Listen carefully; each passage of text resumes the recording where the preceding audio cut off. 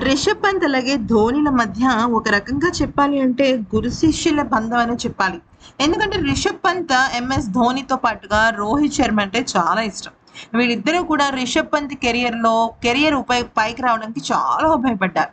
అయితే నిన్నటి match Dhoni versus Rishabh Pant అనే చెప్పుకోవాలి. ఎందుకంటే ఒక వికెట్ కీపర్ కెప్టెన్ గా ధోని చెన్నై జట్టుకు సారథ్యం వహిస్తే, మరొక వైపు వికెట్ కీపర్ బ్యాటర్ గా ఎల్ఎస్జికి తను సారథ్యం వహించాడు. అయితే మ్యాచ్ పూర్తయిన అనంతరం రిషబ్ పంత్ చాలా బాధగా ఫీల్ అవుతుంటే ధోని మీద చెయ్యి వేసి బాధపడద్దు అంటూ తనని ఓదార్చే ప్రయత్నం చేశాడు. ఆ తర్వాత గోయంకా కూడా రిషబ్ పంత్ దగ్గరికి తీసుకుని ధోనితో చాలాసేపు ముచ్చటించాడు.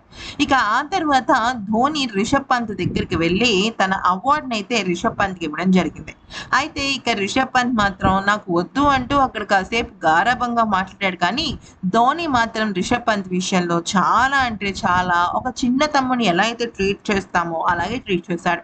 అంతేకాకుండా నిన్న ధోని గెలిచినందుకు ఆనందపడడం కన్నా రిషబ్ పంత్ ఓడిపోయాడు, తను పాపం బాధలో ఉన్నాడన్న విషయంపై తను ఎక్కువగా ఓదార్చాడు.